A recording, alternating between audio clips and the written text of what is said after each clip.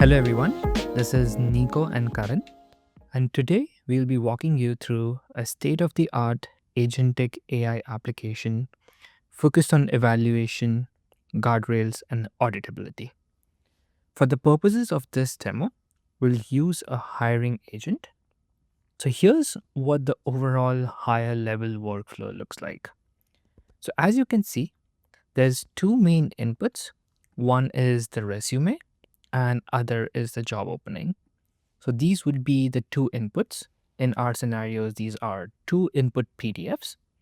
And then this will pass through our AI system, which will then generate an output and it will determine whether it thinks we should move ahead interviewing that candidate or not, and the reasoning for the same. But now, what happens within this AI system is there are multiple steps in here. So, first and foremost, as the PDFs are being passed, we'll have an extraction model that will extract those details. For our scenario, we are using GPT-4o Mini, but this can be any LLM. And then we are doing a comparison here. And now what we would want to do is we would want some guardrail on that output of the comparison. So this is where we run those guardrails twice.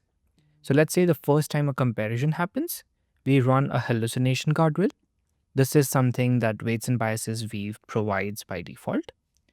And let's say on this overall scenario, there's three possible outcomes. So the first scenario is there is no hallucination and then a final output is shown. The second scenario is where a hallucination occurs, in which case the loop self-iterates, the agent again will come back and then try to give out another response, where the hallucination guardrail will be run for the second time. In that case, let's say if there is no hallucination, the output is generated. And in the third scenario, where there is hallucination that happens in both of those cases, this is when an expert will be invoked, and that is where a human in the loop or an expert annotator comes in and then adds in their own feedback. So that's what this overall project talks about. So now let's jump into the example. So in here, I have this Streamlit UI. So in this case, I'll upload the job offer. Again, we are hiring for this open position we have right now for a Gen AI engineer. And then for our applications, what we have done is for the purposes of this demo, we have generated some synthetic applications. So I'll just upload them. But this is where a manager and HR can add in their own applications. And now I'll hit the evaluate application button. What's now happening behind the hood is now it's trying to process, do comparison, and then generate an output, and then determining if there is a hallucination or not. While this is happening, as you can see on this left-hand section, there is some settings that you can have. So for the extraction model, you can determine what LLM you would want to use. Similarly, for the comparison model, we are using GPT-4o Mini for both of these scenarios. Similarly, if you want to use your own custom LLM, let's say you have an internal built LLM or a fine-tuned version of an LLM, you can easily add that and you can now play around and now start interacting with that custom LLM. And then for a guardrail, you can also set a guardrail model. In this case, we have used GPT-4o Mini throughout. So now my application has actually come back with a response where I can see an expert wasn't asked, which means one of the first two scenarios actually occurred. And in this case, it determines that it would want to recommend this interview or this candidate for an interview. And here's the corresponding reasoning for the same. So now let's jump into the weights and biases Weave UI and take a look at what this looks like and what went behind the scenes when it generated this particular result. So now I am in the weights and biases Weave workspace. And once I hit refresh, you can now see my calls just ran, which is literally what I had logged 2 minutes ago. And here you can notice there's two extractions. So we are again uploaded PDFs and then there was a prediction that actually happened. Now, you can see there's a bunch of columns in here. So again, what we are looking at right now is a general trace view, which will showcase each and every trace that has been logged to this application. Now, let's say in my scenario, I am most interested in my output, which is the output of the predict function. What I can do is, instead of having a generic view, I can now filter out and create a new view. I can only filter out, let's say, on the predict function. This is where weights and biases Weave has a concept called a saved view. So here, if you notice on the top right, we have this option where you can now save this view or save this as a new view. What I've done is I've already created my own view here, which is called the guardrail traces. So now, once I am in my guardrail traces view, now I can see the call that I just made. And here you can again see the tokens, the cost, the latency at a higher level. But here you'll also notice the two applications or the two PDFs that I had uploaded. I can also look at those. So here's my application, here's my job offer. Again, goes on to show that weights and biases can support rich media, which not just includes images, it can also include things like audio files, video files. So again, if you have any agentic application or any Gen AI application dealing with multimodal data, weights and biases can log and allow you to visualize them. Now, for this predict function, you can see it mentioned that there was no hallucination, and then it recommended for an interview, which is what we saw in our Streamlit bot. Now, you'll also notice in the feedback column, I have this robot emoji. So this is something that I have used or implemented in this project. So now what we have done here is anytime a robot, meaning our agentic AI bot, generates or gives any response, you would want to determine that using the robot emoji.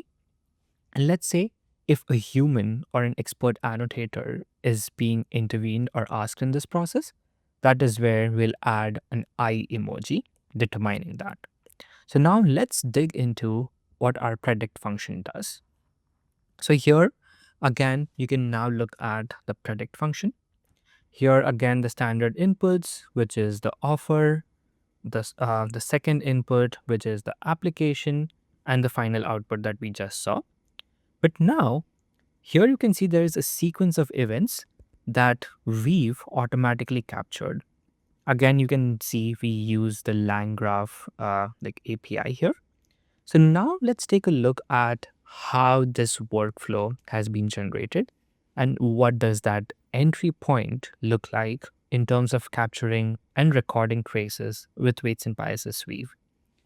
So along with this calls tab, there is this code tab. So if I click on this code tab, this is where you can see I have used the Weave Python SDK. Now, when it comes to interacting with Weave, there's different ways on how you can do that. One is through the Python SDK, which is what we have done in our application.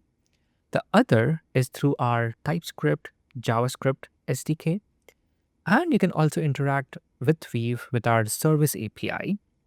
And we have also added support for OTel. So if you have any application working with the Open Telemetry standards, you can use that. You can also use or log to Weave with MCP as well. So again, different ways, whatever or however your application is built, you can log, capture traces to weights and biases Weave. So now, in case of our Python SDK, once you import the SDK, all you need is a one-line decorator. So in this case, you can see we have our predict function, and all I had to do was decorate this function with this one-line decorator called weave.op. And that was all that was required in terms of capturing in this entire set of traces. Again, in this case, we're using LangGraph. We have our weights and biases Weave has its own built-in integration with LangGraph as well. So now I can look at all of these traces where I can see there's two extractions that were happened, one for the job offer, one for the application. And then there was a comparison that happened in this case. And now if you notice, when I was mentioning either of the two scenarios that happened, this is the case where a hallucination happened for the first time.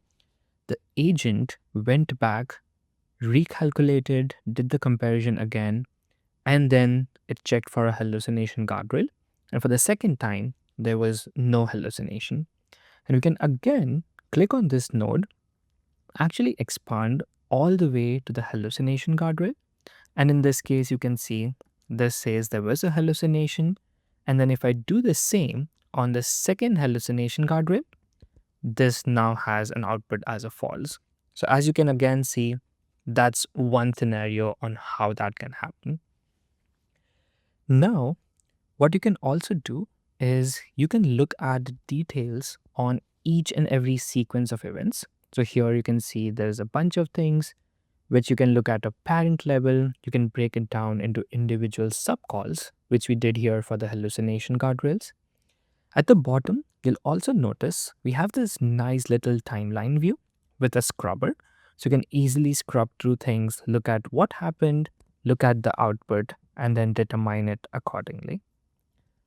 Along with that, for each and every call, Weave will also capture all the information around the input tokens, the output tokens, and then give you the cost for the same. And then you also have the latency that's also being captured. So again, this is one form of visualization.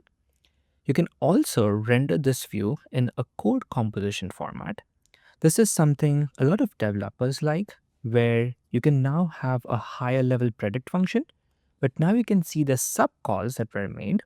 In this case, what the calls that LangGraph made, what happened in each of these different scenarios. And then we also have a flame view, in which case, again, let's say, if I would want to look at the distribution of the time or the latency, this gives a nice little view where I can see my extraction for the job offer, and then extraction for the application took the bulk load of my time. Literally, I would say like more than half of it. Whereas my comparison, hallucination, and in this case, the second iteration of it took a comparatively less amount of time. So what this tells me is, let's say in the next iterations, if I would want to improve the latency, maybe I might want to look into the extraction and then figure out a way on how I can improve the efficiency and the latency there. So that's just another way on how you can render or use these different visualizations. Again, one more thing. Right now, I'm using weights and biases Weave in a light mode. I know lots of developers prefer this in a dark mode as well. You can also do the same. There is a command that you can do, or you can also simply toggle that from the user settings in your profile as well. So as you can see, I just switched to a dark mode. And again, if I hit the Option and M on my keyboard, I can switch back to the light mode as well. So this is again super relevant. And then here you can see a distribution of all of these calls. So now let's switch over to another scenario. So in this case where the hallucination happened for the first time, but let's say it did not happen again. Now let's move on to the scenario where a hallucination happened for both of these cases, and then an expert was now being called. So now I'll switch over to another project or another view where I can now see in this particular trace, there is in this case, there is a robot as well as an eye emoji, which again tells me a human was actually invoked. So now let's look at that predict function again. Again, you can see it's pretty similar to what we saw before, where like there was a comparison with a hallucination guardrail. The same thing happened again, but now an expert was now being called.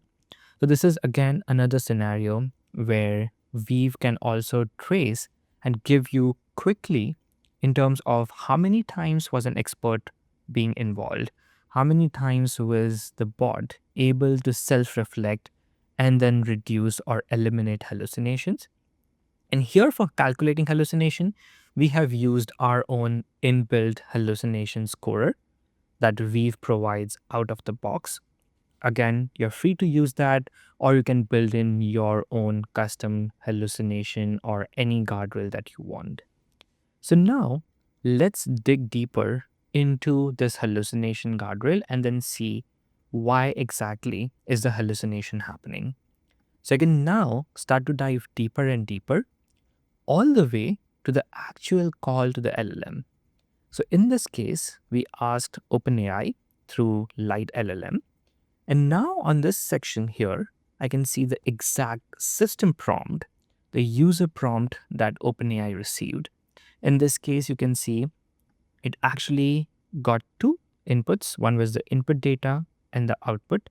And then it had to determine if there was a hallucination or not. And the thing we care the most about here is in the response, you can see there is a hallucination. So the hallucination is true here. So now let's say a developer built this application, tested it out as an expert annotator or as a PM. I'm now looking at this application and I feel the hallucination shouldn't happen. Maybe this is a scenario where I can now start to improve my application so I can reduce the time where an actual human has to come in and review these things. Typically, what you would have to do is go back in the code, make those changes, rerun that, look at the traces back again, which requires a lot of back and forth, a lot of manual intervention, and also requires some technical capability in terms of actually going back, making those changes, reshipping it. What we would want to do is we want to make these things a lot easier. So it can be useful for any technical or a less technical persona as well. So to that aspect, we have a built-in playground. So on this UI, you can see there is an option to try this prompt in a playground. All I have to do is click that button, and what it will do is retain that exact state. And now this will give me this playground view where first and foremost, you can notice on the right, I have these different options where I can now change the number of tokens, play around with the temperatures, make any of these changes. Additionally, I can also add a different comparison model where I can add as many views as I want. And now what I can do is maybe, let's say, swap out my model. So in this case, I might want to use OpenAI. In the other scenario, I might want to use a different model. You can also use your own custom LLM. As you can see in this case, we fine-tuned a llama model and published that through ollama. I can interact with that model as well. Or you can quickly or easily add in your own custom provider. So it's very easy. All you need to do is enter in those credentials, the base URLs, and you're pretty much good to go. You can now start interacting with your own custom models. In this case, let's say for the purposes of this demo, I am fine with GPT-4 mini. And now I want to see if I can make any change in my user prompt that will actually change the output of the hallucination from true to false. So let's say, let me try editing this. First and foremost, let's say I would want my response in JSON. So I can do that. And then also ask my LLM to respond in JSON. Please output in JSON. And now let's see what's happening in this scenario. So in this case, we are hiring for a strategic account executive role in the US. And here's are some of the key responsibilities, some details around it. And now if we look at the job application, the person that applied for this job actually has more experience as an account executive, but in the federal space. And that's where you can see the preferred work location is Washington, D.C. But now let's see what the final output is. I can also see this person has done some good work, closed some good deals. So let's look at the final output, where the output was we should not move ahead with an interview. And if I look at the reasoning, it does say that there is a misalignment in the job expectation where this person has more experience for the federal space, whereas the role that we're hiring for is more in the commercial space. And then it also mentions there is a difference, or the preferred work location does not match, where I think it was more preferred in Washington, D.C., whereas there was an expectation in San Francisco, which does make sense. But then if I look at this next explanation, that actually does not seem to make a lot of sense, where it's talking about expected salary and misalignment. Maybe I might want to remove this and instead add or stress on the difference between these two roles. So I can mention that the candidate has more experience in the federal space and not much experience in the commercial space. Cool. So let's see if making this change actually changes our LLM response. So once I've made these edits, what I can do is just hit retry. So now this again goes back to my GPT-4.1 model, and I can see it's already starting to generate its own response. And the thing I care the most about is the final column on hallucination, and that actually did it. So making that change actually changed our hallucination from true to false.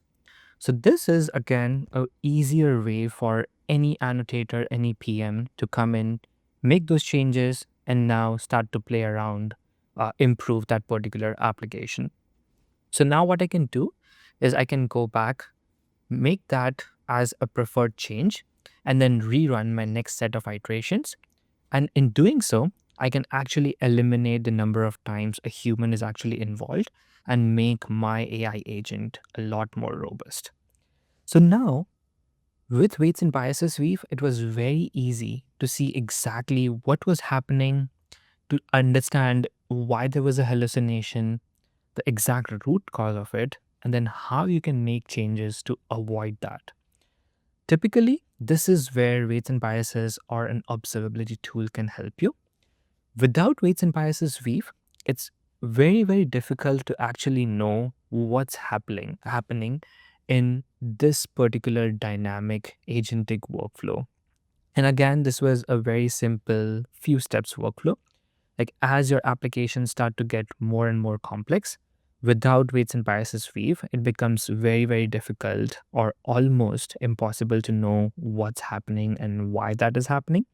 Whereas here, with a simple one line integration with the decorator or with like hotel, MCP, you have complete visibility into your entire chain of thoughts at not just an input and output level, but also at sub levels. So you can now play around with this. Now, in order to extend it further, what I can also do is maybe have a new data set. And so let's say if I go back to my traces view, all of those scenarios where I actually see an eye icon, I can again filter it down. I can select those scenarios, and now I can add them to my dataset and create a new dataset based on that. So in this case, let's say I had my evaluation dataset. I can simply replace my application or my output interview with the expert annotator decision, and then the output reason with the expert annotator reasoning. And that can be a new data set on which my next iteration can happen. And this is where you can continuously run like or iterate again and again and have those robust evaluations. So this is something my colleague Nico will talk into more details on how we can extend this tracing and run more rigorous evaluations to actually get or actually have the confidence to ship your application in production. So with that, over to you, Nico. Yeah, so as Karan said, now that we have tracing and monitoring of our agentic applications done, one of the key challenges that we have is how do we evaluate the agent? And I think that's one of the key challenges that most of our customers and prospects have when it comes to bringing agents into production. So the first question is, if we go back to a report here, we can see that this was our system. And the first question, of course, is what parts of it should I evaluate? So the first thing here is that I have is the system. So I could evaluate the whole system in terms of There's my resume and job openings that come in as PDFs. And then I have my output here, binary decision, yes or no, and then a reason for it. So I could evaluate that as a system. Then again, I could also evaluate my guardrail model, my comparison model, or the extraction of the text from the PDFs. Now, there are a bunch of things, and ideally I do all of this. Today, we're going to focus on how can I create a system evaluation here for the whole, and then specifically focusing on the decision-making part of it, the comparison model that we also fine-tuned. And so now this is what we're going to focus on for the second part of the tutorial. So if we click here now, back into the project, we can first of all see, back into traces here, what we've seen before, that we have another tab here, evals. And in evals, first of all, looks pretty similar to traces. We have different views that allow me to save and persist specific filters or column selections and expose them to specific stakeholders. For now, we just have a new evals overview here that filters down on a specific last version of our evaluation. And why that's important, I'm going to explain to you at the end as well. Now, as I said, what the focus of this evaluation is we have a GPT-4o mini baseline, and we want to compare a prompt engineered version and a fine-tuned and prompt engineered version of the comparison model with each other. And basically just see how the system, how the decision-making changes, and if it actually improves. Now, this is a pretty, standard view here. It's similar to tracing. You have inputs and you have outputs, only that in this case, the inputs are different versions of the model of the system that I'm evaluating, and also different versions of the evaluation itself. And then as an output, I get whatever kind of columns I want to specify, what metrics I want to specify. So I have two different categories here. The decision itself, which is a binary classification. So in this case, something like precision recall. And then for the reason, which is the judge, which is really the text, where we have, in this case, 5 different specific metrics that an LLM judge compares the predicted reason with the target reason and tries to score the predicted reason based on these specific categories. And then, of course, for each of these, you can see who locked this and when it was, and the number of tokens, the cost of all of it, and then the latency. Now, in this case, I was really interested in 3 main metrics that I just pinned here on the right-hand side, being the F1 for the decision, and then for the reason score, the pass rate. That means how many of the reasons were generally viewed as valid, and then the average score. So from these 5 different dimensions, what's the average score that the specific reasoning hiring agent gives here? Cool. So now with that set up, the first thing that is important to understand is what do you need to actually create this evaluation? So we have, as I said, 2 different aspects here. The first one is the model. If we click on it, everything is automatically versioned, as Karan said in Weave. We can see different parameters here that we have saved in our code. So whenever I change anything in my code, this will be automatically created as a new version. In this case, I have 3 main models, the extraction, comparison, guardrail model, and then a couple of prompts here. And now what I can do is first of all, I can see where was this model used.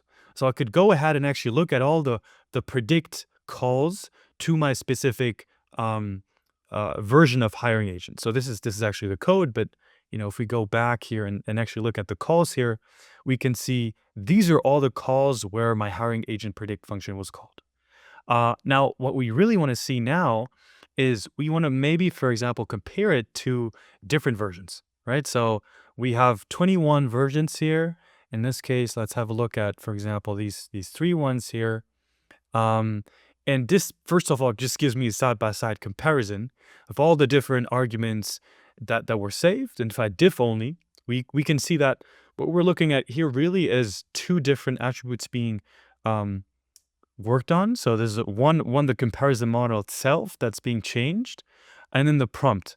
And so the prompt in this case changes from 16 to 17. We can see that there's a bunch more details being added here to the prompt. And then from 17 to 18, the prompt stays the same, but the model changed from a baseline model to a fine-tuned one. Now, if we go back, The other part of the evaluation here is the object itself, right? The evaluation object. And that really consists of, two main components. There's a data set and scores. A data set really is, in this case, consists of a PDF, a local path in this case, the target extracted text, the same thing for the application, and then the target decision and the target reason. There's different versions of this. I'll go into this in more detail at the end of this section. But the other piece for an evaluation are the scores, and that's really what calculates the scores at the end. So you have the decision score and the reasoning score, which again I'll go into more detail at the end of this section. Now, the first thing that we really want to do is we really just want to compare these, right? And so looking at these numbers is great, but ideally I could have some kind of visual report. And that's exactly what happens if I compare, for example, a couple of these. And now you can see more visually, systematically compared how different versions of my hiring agent perform on these metrics. So I have a lot of these.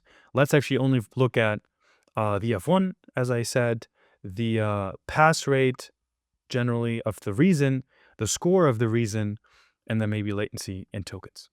And now you can see on the first hand here, you can see how the surface area of these different versions actually increases, which is generally good, right? In blue, the lowest one, and then kind of increases with the versions. I can look into more detail for each of these categories here. Generally speaking, for this, you can see that the F1 is pretty much the same. So we might need to work a bit on the data set, make it more challenging maybe, or balance it more, but they're all pretty good. But when we come to the reason itself, to the generation of the reason, you can see that the difference is quite big, actually, right? So there's only like 0.017 performance here from my baseline model, but then it goes up to 36% and then 83% when I'm prompt engineering and fine-tuning. And so why is that? We can have a look at that going down. You can first of all see the differences. So if we toggle this, you can see, as I said before, these are all the different parameters, right? Arguments of each version. And then to see the difference, I can just diff. And now I see that there's the prompt that changes from 0 to 3. And then there's the model that changes from mini to this fine-tuned version of the mini one. And I can go down further and just see, first of all, just the numbers quantitatively. All right, how does the decision compare? How does the, different metrics compare that I've selected here? And then at some point, once I have an understanding of quantitatively how they compare, I want to drill down and understand how does it really look like qualitatively on specific examples. And that's where it's really handy to click here on the dataset results, where you can actually see the dataset itself, right? The specific offer, PDF, and text and application, and then target, interview, and reason.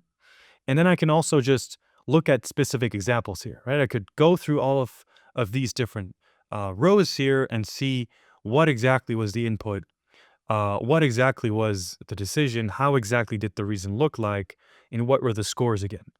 If I go ahead and expand this for a second, you can see that, this is really a great view to drill down into all my samples here, my examples, and really just understand why am I seeing the quantitative evaluation results that I'm seeing. And now what we did here, for example, is we actually, because we only have 20 samples here, we ran 3 trials to make it, statistically more significant. I just ran evaluations 3 times. So that's, 60 samples for each of these. And now you can see each of these runs here and then the aggregated performance here on the left-hand side. Now, this is great, but what if you have a big data set, right? Big evaluations, hundreds, thousands of different samples, and you just really want to pin down and look at the samples that have high signal and tell you what you want to change.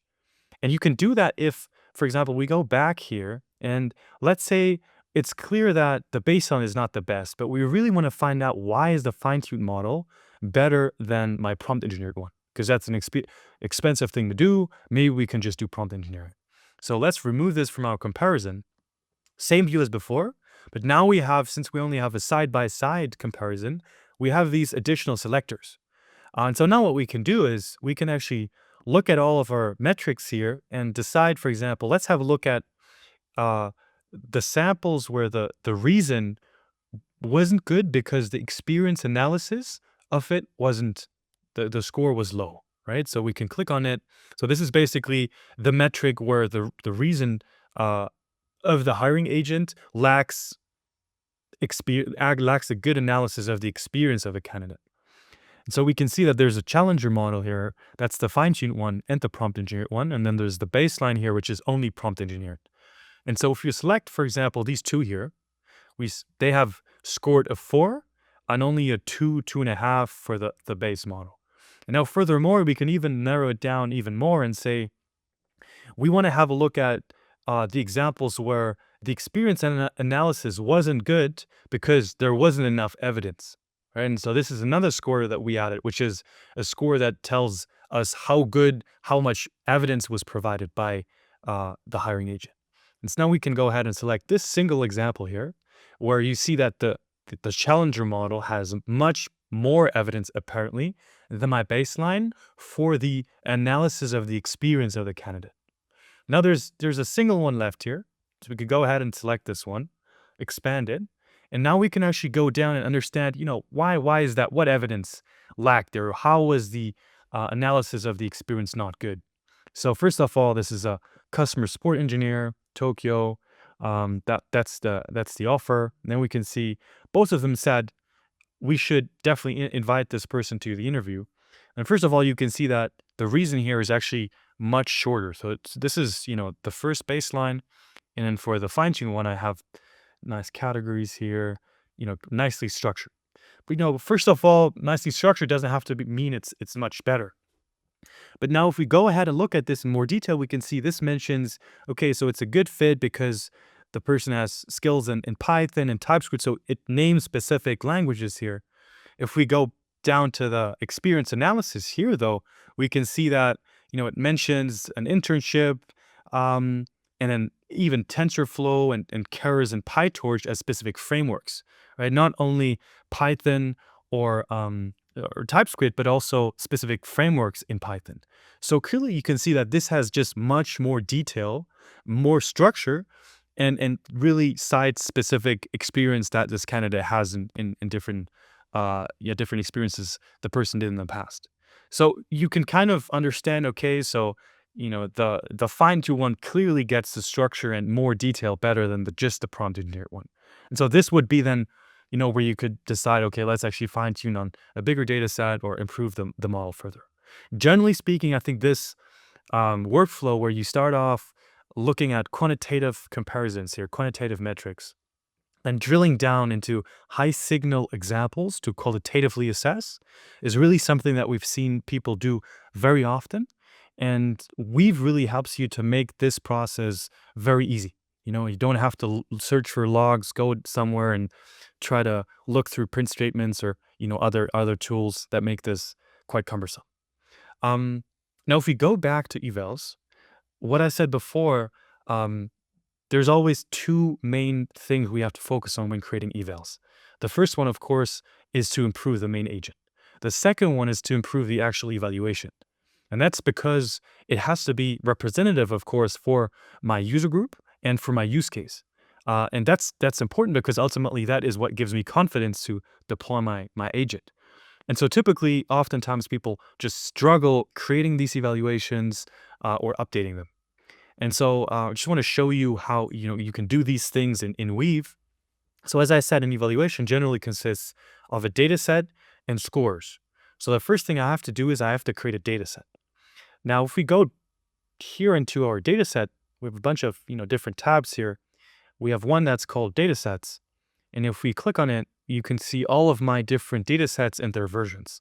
So now I can do a lot of things to just either I just upload a data set as a CSV or any kind of other file as a baseline, then experts or specific people could come in, view this data set, decide to actually edit this data set, go into here, maybe update the reason, for example, make it more specific, publish it as a new version. This would be automatically saved as a new version in here. Or what we see quite often is once you have a baseline and you have something in production or in some testing environment, you want to update it continuously with production data. And so that's something that's very easy to do too in Weave is you can go into traces here, and then you can, for example, just in this case, select the trace view for expert annotation. And that could be something where you set a filter on whether an annotation has been given or not. And so in this case, we can see there's these 6 traces here where we had, a specific case where at the end, an expert actually gave a review. And so this was through the Streamlit application in this case, could come either, through the application itself, or people could come in and actually manually annotate this through Weave. And that's where these annotation views are specifically also especially important.